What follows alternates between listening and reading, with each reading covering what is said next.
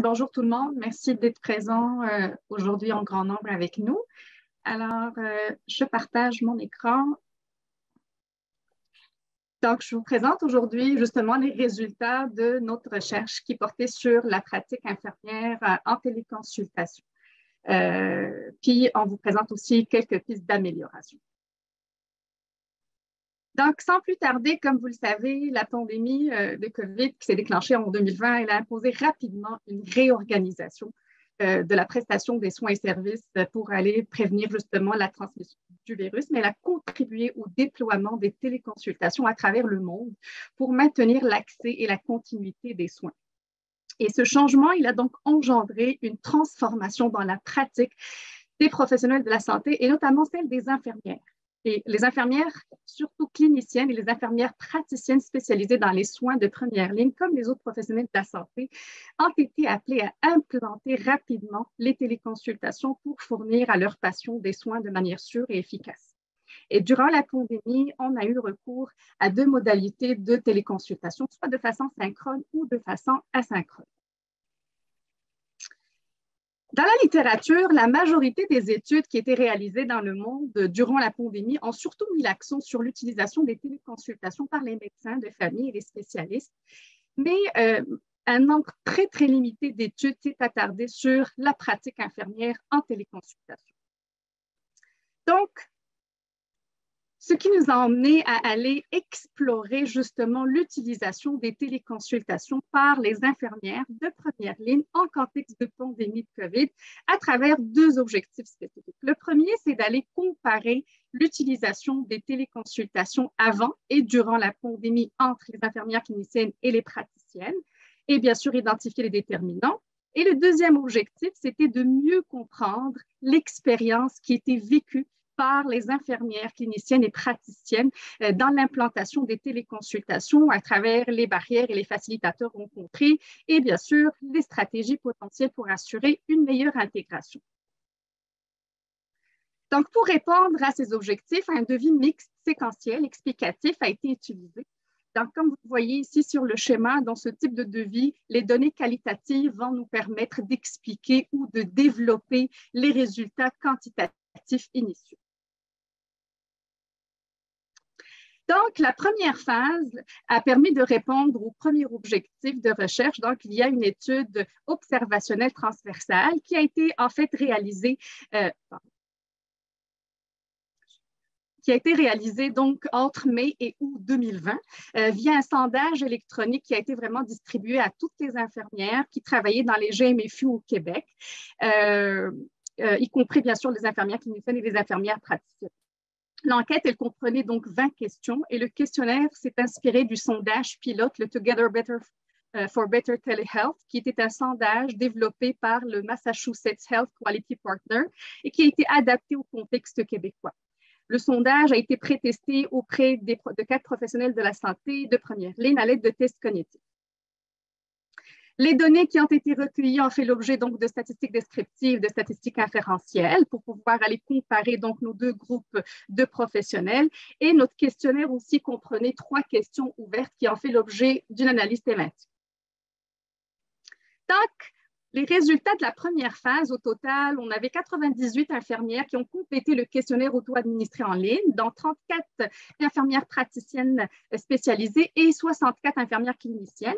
Comme vous le voyez sur le tableau, la majorité donc, des participants étaient des femmes et travaillaient en milieu urbain et plus de la moitié des infirmières avaient des compétences modérées en informatique. Concernant les différentes modalités de téléconsultation utilisées par les infirmières cliniciennes et praticiennes, comme vous le voyez ici sur le graphique, on a comparé les modalités de téléphone, du email, de la vidéo et bien sûr des SMS qui ont été utilisés. Et comme vous le voyez sur le graphique, il y avait une très forte utilisation des consultations par téléphone par rapport aux consultations par vidéo ou par email ou SMS. Donc, avant la pandémie, je vais aller plus spécifiquement, les résultats ont montré qu'il y avait environ 40% des infirmières cliniciennes qui utilisaient donc les consultations par téléphone par rapport aux IPS-PL. alors que durant la pandémie, cette utilisation de consultation par téléphone, elle a augmenté de façon très significative, atteignant les 84 et 87 %. Donc ici, c'est nos tableaux explicatifs qui viennent un petit peu expliquer notre graphique. Concernant les modalités de téléconsultation, vidéo et SMS, ces deux modalités de communication étaient très peu utilisées avant et même pendant la pandémie par nos deux professionnels de la santé, comme vous le voyez sur le tableau. En contrôlant les variables sociodémographiques et certaines aussi variables contextuelles qui étaient liées à la téléconsultation, le seul facteur qui était identifié comme étant associé à une prévalence plus élevée de l'utilisation des modalités de téléconsultation était vraiment le type de professionnel. Comme vous le voyez ici sur notre tableau, les infirmières cliniciennes étaient spécifiquement associées à une plus forte probabilité d'utilisation de la téléconsultation par téléphone avant et durant la pandémie. Donc, pour aller mieux comprendre nos résultats quantitatifs, on est parti faire la phase 2 à travers une étude qualitative descriptive. 3 cliniques médicales de soins de première ligne ont été sélectionnées pour couvrir une diversité de milieux urbains, semi-urbains et ruraux, et des entretiens semi-structurés ont été menés donc avec 6 infirmières praticiennes et 4 infirmières cliniciennes. Et toutes nos entrevues ont fait l'objet d'un enregistrement donc audio et ont été transcrits et importés dans le NVivo pour être analysés. Donc, une analyse thématique a été menée de manière donc itérative et on a établi un cadre de codage initial qui était basé sur donc les 4 concepts de la théorie du processus de normalisation qu'on a utilisé ce cadre de référence pour structurer justement l'analyse de l'intégration des téléconsultations dans la pratique infirmière. Je rappelle que la théorie du processus de normalisation permet non seulement d'expliquer donc un processus d'intégration de téléconsultation, mais aussi d'évaluer les conditions nécessaires pour soutenir cette intégration donc dans le temps. Donc, je reviendrai sur chaque construit, chaque composant quand je présenterai les résultats dans quelques instants. Donc, sur les 15 invitations qui étaient envoyées, 10 infirmières ont participé aux entrevues semi-structurées. Les participants étaient majoritairement des femmes, comme vous le voyez sur le tableau, et les 2 types de professionnels travaillaient dans les différents milieux de soins de première ligne. Donc, les résultats qualitatifs, comme je disais, seront présentés selon les 4 construits de notre théorie du processus de normalisation. Donc, le premier construit, ça réfère vraiment à la cohérence. Et la cohérence, c'est vraiment la compréhension que nos infirmières ont de l'importance de l'utilisation des téléconsultations. Et donc, dans tous les milieux cliniques, les infirmières ont rapporté avoir une compréhension commune de l'importance des différentes modalités de téléconsultation durant la pandémie en comparaison avec leurs pratiques avant la pandémie où le téléphone était très peu utilisé par les infirmières et y est rendu avec une utilisation de 70 à 90 % durant la pandémie, surtout pour les suivis de maladies chroniques, les suivis aussi de santé mentale. Les infirmières cliniciennes et praticiennes ont eu aussi recours à d'autres modalités de téléconsultation durant la pandémie, à savoir les courriels et les SMS, mais c'était sans formation préalable ni coaching pour faciliter la prise en charge de leurs patients. Toujours dans cette compréhension commune de l'importance des téléconsultations, les infirmières, ils ont perçu une valeur ajoutée dans l'utilisation des téléconsultations en soulignant bien sûr qu'il y avait un gain de temps considérable dans la prise en charge des patients. Il y avait une certaine aussi facilité de travail, la capacité de voir un nombre plus élevé de patients. Certaines infirmières ont même déclaré que la téléconsultation réduisait l'anxiété et leur procurait un sentiment de valorisation.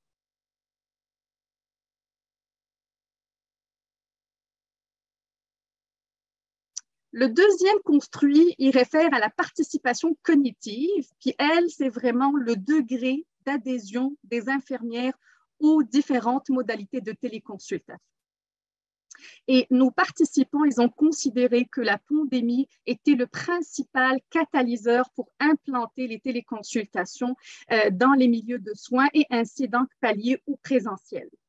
Donc, dès le début de la pandémie, plusieurs changements ont été introduits dans les milieux de soins, à savoir toutes les directives qui ont été instaurées par les différents responsables des cliniques et des centres hospitaliers, incitant justement le changement dans le processus de soins et donc privilégier l'utilisation des téléconsultations.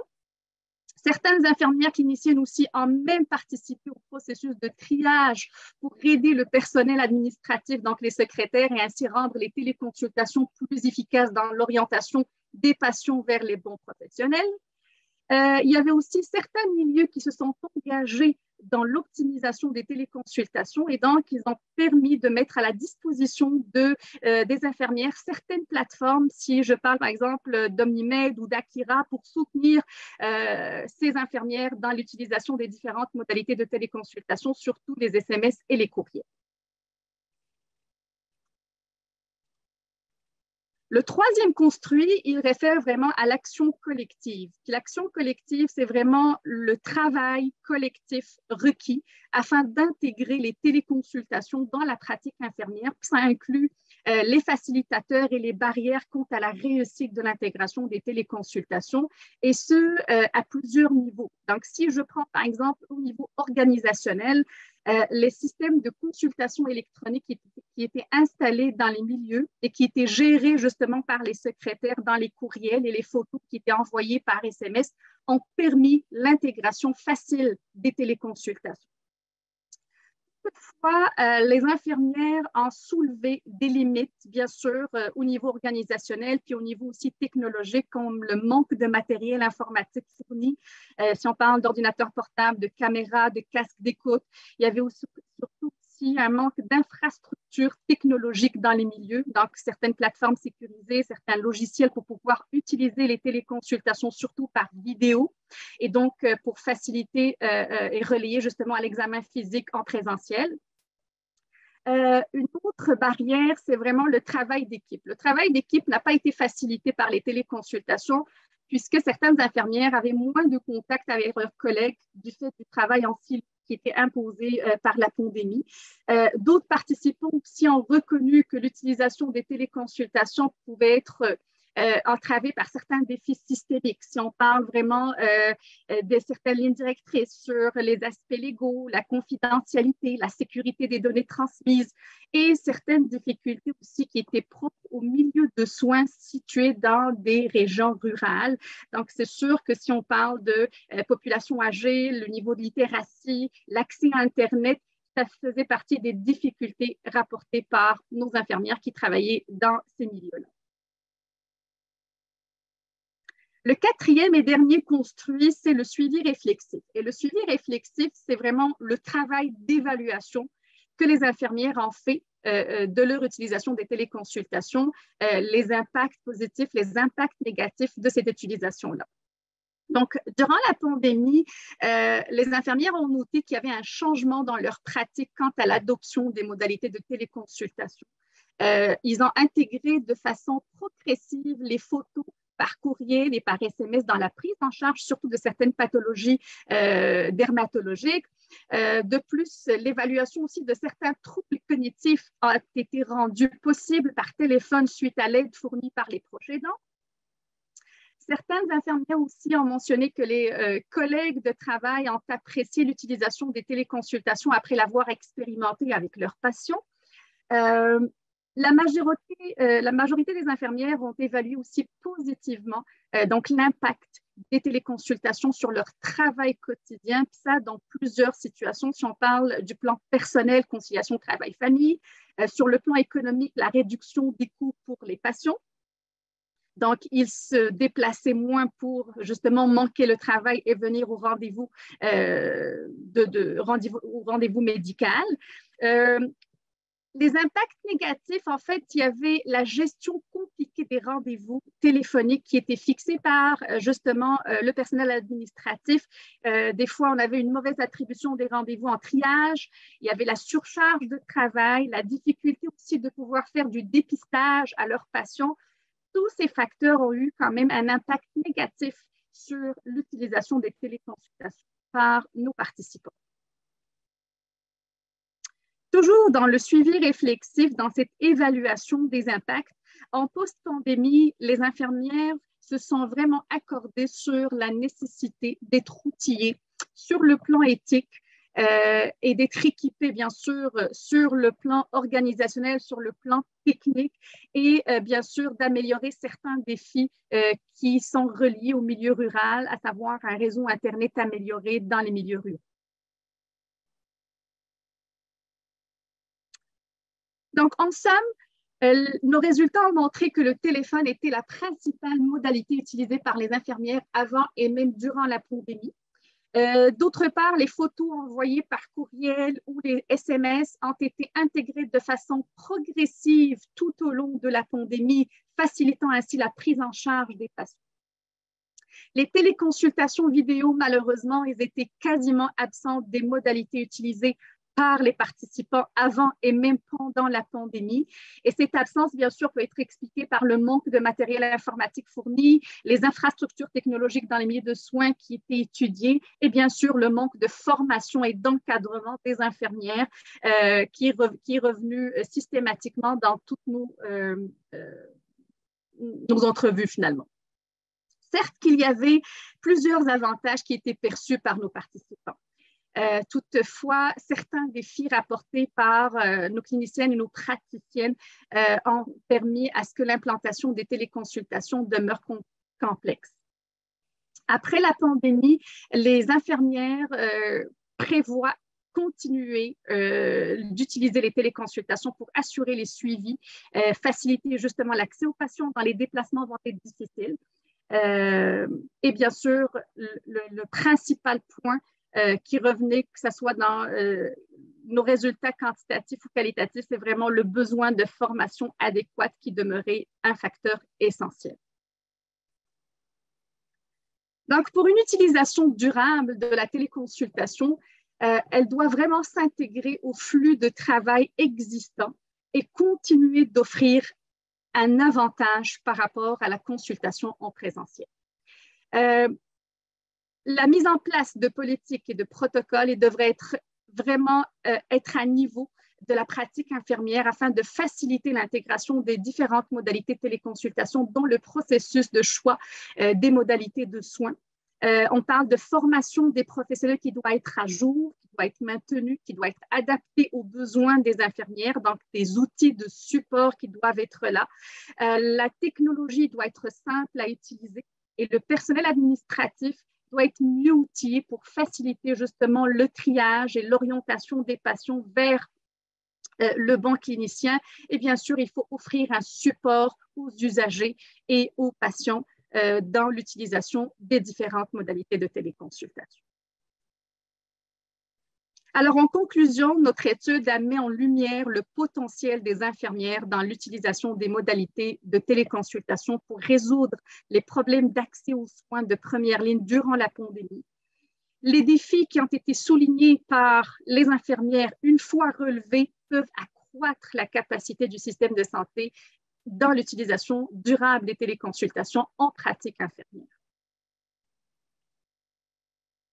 Je vous remercie.